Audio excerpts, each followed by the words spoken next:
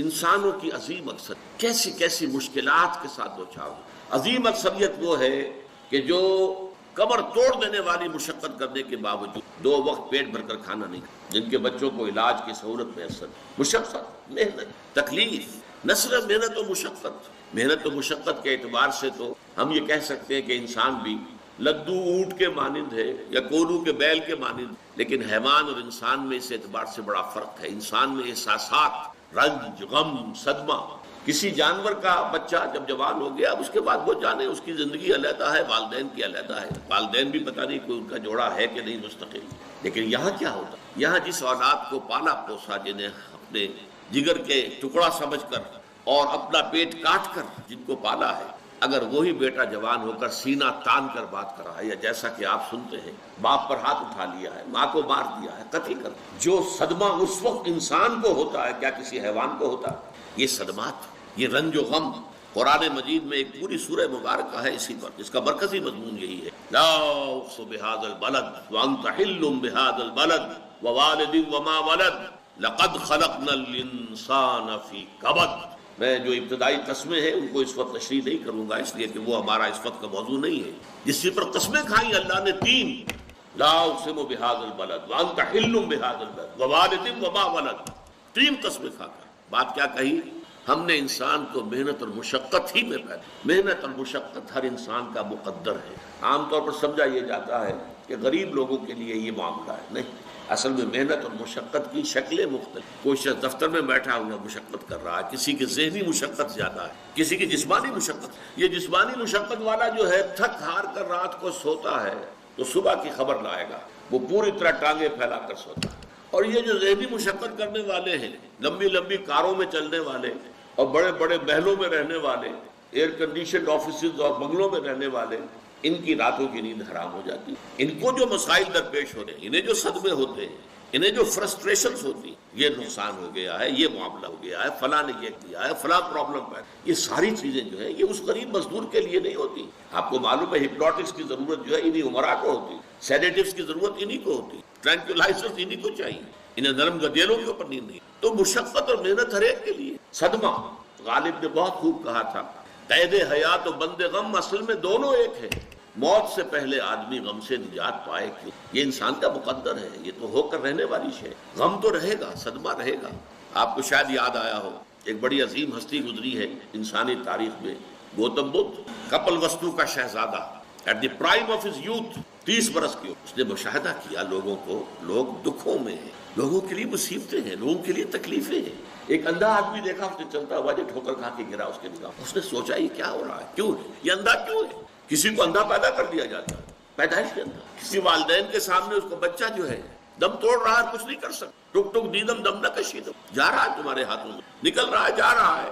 قرآن مجید میں بھی سورہ واقعہ میں قسم کھائی گئی ہے، فلولا ان کنتم غیر مدینین ترجعونها، ان کنتم واپس لے سکتے ہو تو لے لو، موت کے پنجے سے چھڑا لو اگر تمہارے اندر کوئی طاقت ہے. نہیں، جا رہا ہے، رو رہے. یہی وجہ ہے کہ پھر وہ اس فکر میں یہ دکھ کیوں ہے انسان کا مقدر، اس کا سبب تلاش کرنے کے لیے پھر اس سے نکلنے کا راستہ، اس سے نجات کیسے ہو، نروان کیسے ملے گا. پھر آپ کو معلوم ہے 30 برس کی عمر میں جوانی کر، جوان بیوی کو رات کو سوتے ہوئے چھوڑ کر گئے، شیرخوار بچہ چھوڑ کر، محل چھوڑ کر جا کر خاک چھانی ہے، کہاں کہاں پھرا ہے، کن کن رشیوں منیوں کی خدمتیں کی، کہاں کہاں گیا ہے، کتنا وقت لگایا ہے، کن کن جنگلات جو ہے اس کے خاک چھانی ہے. بہرحال اسے کیا ملا کیا نہیں ملا یہ میں اس سے بحث نہیں کرتا، اس لیے کہ ظاہر بات ہے کہ وہ حضرت مسیح علیہ السلام سے بھی قبل کی شخصیت ہے اور اکثر لوگوں کی تعلیمات بگڑ گئی ہیں. حضرت مسیح علیہ السلام کی تعلیمات اگر قرآن مجید ہمیں نہ بتائے تو ہمیں کیسے معلوم ہو کہ ان کی اصل تعلیم.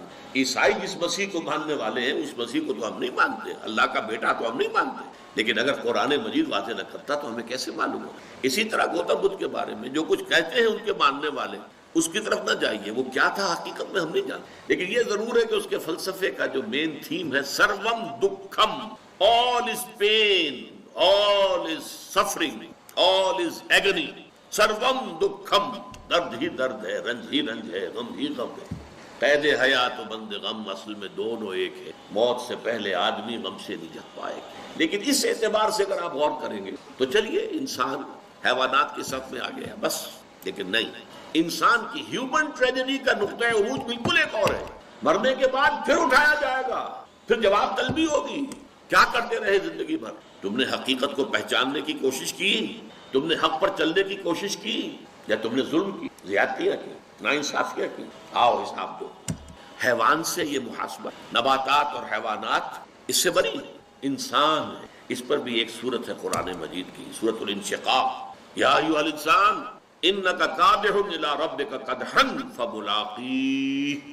اے انسان، تیرا معاملہ یہ ہے تو مشقت پر مشقت جھیل کر، تکلیفیں پر تکلیفیں برداشت کر کے پھر ایک دن اپنے پروردگار کے حضور میں حاضر ہوگا جواب دہی کے۔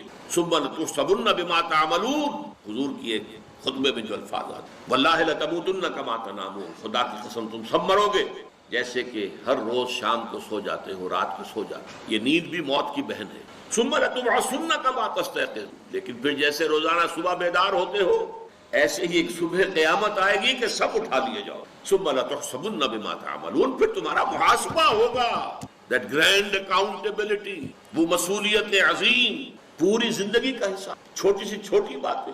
ومن يعمل مثقال ذرة خيرا يره ومن يعمل مثقال ذرة شرا يره، ذرے کی ہم وزن نیکی ہوگی وہ بھی سامنے پاؤ گے، اور ذرے کی ہم وزن بدی ہوگی وہ بھی سامنے پاؤ گے۔ انسان چیخ اٹھے گا، ما لهذا الكتاب، یہ اعمال نامہ کیسا ہے، لا يغادر صغیرة ولا کبیرة الا احصاها، اس نے تو نہ چھوٹی چیزیں چھوڑی ہیں نہ بڑی چیز چھوڑی ہے، تمام کا احاطہ کر لیا۔ وہ محاسبہ ہوگا، اور اس کے بعد جزا و سزا کے فیصلے بہت مبارک ہوں گے، خوش قسمت ہوں گے وہ لوگ جو جنت کی طرف بھیج۔ اب یہ نوٹ کر لیجئے، ہدایت و ضلالت اس دنیا میں جو مختلف حالتیں انسان پر طاری ہوتی ہیں، یا نعمتوں کی بارش ہو رہی ہے، یا تنگی ہے، فقر ہے، احتیاج ہے، دنیاوی حیثیت ہے، وجاہت ہے، یا دنیا میں گمنامی ہے، کسنوی پرست کے بھیا کس تھی، کوئی آپ کا حال ہی نہیں پوچھ رہا کہ تم ہو کون، تمہارے منہ میں کتنے دانت تھے، یا یہ کہ دنیا میں اقتدار کی کسی مسند پر انسان بیٹھا ہے، یا یہ کہ کوئی اس کے ہاتھ میں اختیار نہیں۔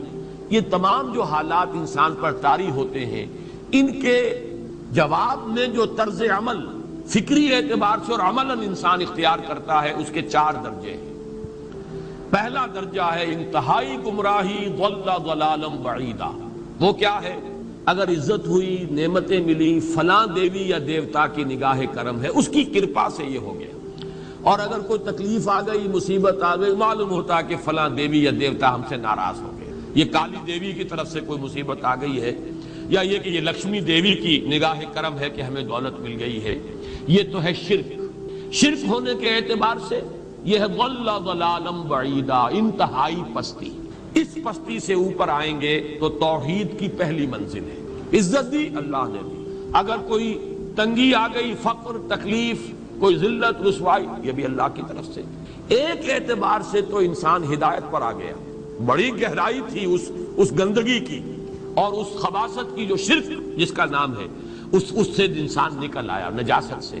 توحید تو ہے لیکن ابھی اس میں اس کی گمراہی کا ایک ایلیمنٹ شامل ہے، اور یہ گمراہی سے جب تک آگے نہیں آئے گا، اوپر نہیں ابھرے گا، اس کا طرز عمل کیا ہوگا کہ ذرا کچھ مل گیا، عزت مل گئی، پھولے نہیں سما رہے، اب زمین پر قدم نہیں ٹک رہے، گردن اکڑ رہی ہے، کہیں محرومی ہو گئی، کوئی تکلیف آ گئی، کوئی مشقت، فقر آ گیا، اب بجھ کر رہ گئے۔ ان دونوں کیفیات میں انسان کا پینڈولم جو ہے وہ ایکسٹریم کو جائے گا۔ یہ کب ہوگا؟ جبکہ انسان یہ سمجھتا ہے کہ اس دنیا میں جو دولت مل گئی یا عزت مل گئی تو یہ گویا کہ بڑی کوئی قابل فخر شے ہے، اور اگر یہاں پر کوئی تکلیف آ گئی، کوئی مصیبت آ گئی، فقر و فاقہ آ گیا تو یہ گویا کہ بہت ہی اہانت آمیز شے ہے۔ اگر یہ انسان سمجھے گا تو طرز عمل وہ نکلے گا نتیجے کے طور پر جو میں بیان کر چکا ہوں، یہ گمراہی ہے۔ اس گمراہی سے نکلیں گے تو آپ کس مقام پر آئے؟ دوسری منزل ہدایت کی کیا ہے؟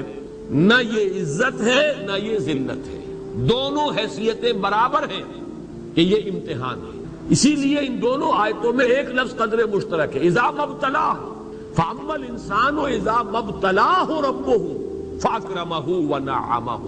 یہ بھی ایک ابتلا ہے، آزما رہا ہے اللہ، کبھی وہ دے کر آزماتا ہے، کبھی چھین کر آزماتا ہے، کبھی فقر و فاقہ سے آزماتا ہے، کبھی وہ کثرت دولت اور کثرت مال سے آزماتا ہے، کبھی وہ صحت دے کر آزماتا ہے کہ یہ قوت اور توانائی اور صحت جو میں نے دی ہے یہ اس میں کیا کرتا ہے، کبھی وہ مرض کے ذریعے سے آزماتا ہے کہ صبر کرتا ہے کہ نہیں کرتا۔ ہمارے لیے شکوہ اور شکایت تو اس کی زبان پر نہیں آ جاتی، نالہ اور شیول تو نہیں آ جاتا، تکلیف جھیلتا ہے کہ نہیں جھیلتا، اس میں تحمل ہے کہ نہیں ہے، تو صبر کرتا ہے یا شکر کرتا ہے؟ یہ دونوں کیفیات در حقیقت اس اعتبار سے مساوی ہے، یہ بھی امتحان، یہ بھی امتحان۔ یہ حقیقت جب سامنے ہوگی، اب وہ پینڈولم جو ہے وہ بہت کم ہو جائے، یعنی انسان میں طبعی طور پر تو ایک اثر ہوتا ہے غیر اختیاری، کسی چیونٹی نے کاٹا آپ کے پاؤں پر، آپ اپنا پاؤں ہٹا لیں گے، اس میں کوئی ارادہ نہیں، یہ ریفلیکس ایکشن ہے، غیر اختیاری فعل ہے۔ اس حد تک تو انسان ضرور متاثر ہوتا ہے، اس سے تو کوئی انسان جو ہے وہ بلند تر نہیں ہو سکتا۔ حضرت ابراہیم رضی اللہ تعالیٰ عنہ، حضور کے وہ نومولود فرزند، انتقال جب ہو رہا تھا، آپ کی آنکھوں میں آنسو آ گئے۔ اب یہ ایک طبعی اثر ہے، ایک فعل ہے، انفعالی کیفیت ہے جو بالکل طبعی ہے، لیکن یہ نہیں کہ اس کی وجہ سے انسان کی زبان پر کوئی شکوہ آ جائے، کوئی شکایت آ جائے، یہ نہیں ہوگا، یہ ایمان کے منافی ہے۔ اسی طریقے سے اگر کوئی خوشی ہوئی ہے تو چہرے کے اوپر ایک نکھار آ جائے گا، تبسم آ جائے گا، اس سے زائد نہیں۔ اس حد تک تو یوں سمجھیے کہ انسان کا طبعی تقاضا ہے۔ اس سے زیادہ یہ پینڈولم اگر سوئنگ کر رہا ہے تو گویا کہ اس حقیقت سے انسان محجوب ہے کہ یہ بھی امتحان ہے، یہ بھی امتحان، جو ہم سورہ حدید میں پڑھ چکے ہیں۔ ما اصاب من مصیبت فی الارض ولا فی انفسکم الا فی کتاب من قبل ان نبراها ان ذلک علی اللہ یسیر لکی لا تعصوا علی ما فاتکم ولا تفرحوا بما آتاکم۔ اللہ تمہیں کچھ دے تو اتراؤ مت، اللہ تم سے کچھ چھین لے تو اس کے اوپر افسوس مت کرو۔ یہ نتیجہ ایمان کا نکلنا چاہیے۔ اگر تمہیں ایمان ہے اللہ پر، اگر تمہیں یقین ہے کہ جو کچھ ہوا ہے اللہ کے اذن کے بغیر نہیں ہوا، اگر تمہیں یقین ہے کہ اللہ نے جو میرے لیے طے کیا ہے اس میں میرے لیے خیر ہی ہے، چاہے فی الحال فی الوقت فوری طور پر مجھے ناگوار محسوس ہو رہی ہے بات، لیکن یقیناً میرے لیے اس میں خیر ہے میرے رب کی طرف سے، کہ ہر کے ساتھ یہ ماریخت عین الطاف۔ ہم تو شارٹ سائٹڈ ہیں، ہم دیکھ نہیں سکتے کسی شے کو، ہم اس کے ظاہر کو دیکھ کر گھبرا اٹھتے ہیں کہ یہ تو تکلیف آ گئی، کیا پتا اسی کے پردے میں اللہ کی رحمت آ رہی ہے۔ میں نے وہ رئیس امروہوی کے اشعار آپ کو کئی دفعہ سنائے ہیں۔ وہ وقت آیا کہ ہم کو قدرت ہماری سعی و عمل کا پھل دے، بتا رہی ہے یہ ظلمت شب کہ صبح نزدیک آ رہی ہے، ابھی ہے کچھ امتحان باقی، فلاکتوں کے نشان باقی، قدم نہ پیچھے ہٹے کہ قسمت ابھی ہمیں آزما رہی ہے۔ رئیس اہل نظر سے کہہ دو کہ آزمائش سے جی نہ ہارے، جسے سمجھتے ہو آزمائش وہی تو بگڑی بنا رہی ہے۔ اسی آزمائش سے تو بگڑی بنے گی، اسی سے تو تمہارا خیر جو ہے اجاگر ہوگا، سامنے آئے گا، پتہ چلے گا who's who, what is what۔ ابو بکر میں کتنا یقین اور ایمان تھا، یہ کیسے معلوم ہوگا؟ کیسے معلوم ہوگا کہ بلال میں کتنا سہار، کتنا تحمل تھا، کتنا صبر تھا، اگر وہ مصیبت ان پر نہ آتی کہ جو امیہ ابن خلف کے ہاتھوں ان پر قیامت ٹوٹ رہی تھی۔ تو یہ ساری چیزیں جو ہے ما اصاب من مصیبت فی الارض ولا فی انفسکم الا فی کتاب من قبل ان نبرأ ان ذلک علی اللہ یسیر لکی لا تعصوا علی ما فاتکم ولا تفرحوا بما آتاکم واللہ لا یحب کل مختال فخور۔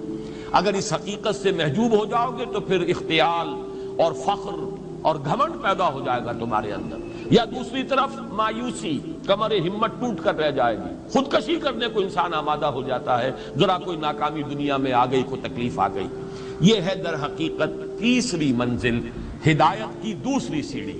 پہلا کیا تھا؟ نہاد ضل ضلالا بعیدا، کوئی خیر مل گیا تو کسی دیوی کی نگاہ کرم، کوئی تکلیف آ گئی تو کسی دیوتا کی ناراضگی، یہ تو ہے ضل ضلالا بعیدا۔ اس سے اوپر آئے، یہ پہلی سیڑھی ہدایت کی ہے۔ عزت ہے تو اللہ کی طرف سے، اور اگر کوئی ذلت ہے، تنگی ہے تو اللہ کی طرف سے، یہ ہدایت کا آغاز ہو گیا۔ یہ توحید کی بنیادی منزل ہے۔ اس سے اگلی منزل، یہاں کی ذلت ذلت نہیں، یہاں کی عزت عزت نہیں۔ ذالک یوم التغابن، ہار اور جیت کے فیصلے کا دن تو قیامت کا دن ہے۔ وہاں معلوم ہوگا جس کو اس روز عزت ملی وہ عزت والا ہے، جو اس روز ذلیل ہو گیا وہ ذلت والا ہے۔ یہ تو امتحان ہے، دارالامتحان ہے۔ خلق الموت والحیات لیبلوکم ایکم احسن عملا، یہ تو دارالامتحان ہے۔ امتحان ہونے کے ناطے دونوں برابر ہیں۔ اس سے اوپر ہے ایک چوتھی منزل، ہدایت کی تیسری منزل۔ وہ کیا ہے؟ عام طور پر انسان یہ سمجھتا ہے کہ یہ جو آزمائش ہے تنگی کی اور فقر و فاقہ کی، یہ سخت تر آزمائش ہے، اور نعمتوں کی بارش ہو تو یہ آسان آزمائش ہے۔ یہ بھی ابھی گمراہی کا ایک پرت جو ہے اس کی باقی ہے۔ ابھی ہدایت کا جو کامل جو ہوگا انکشاف وہ کب ہوگا؟ جب انسان اس حقیقت کو جان لے کہ جہاں وسعت ہو، جہاں کثرت ہو، وہ زیادہ بڑا امتحان ہے، سخت امتحان ہے، بجائے اس کے کہ اگر قلت ہے، کمی ہے، یہ کم تر امتحان ہے، یہ کم بھاری امتحان ہے۔ کیوں کہ اگر آپ کے پاس کثرت ہے، آپ کے اندر غفلت پیدا ہو جائے، کثرت کا لازمی نتیجہ غفلت ہے، اور اگر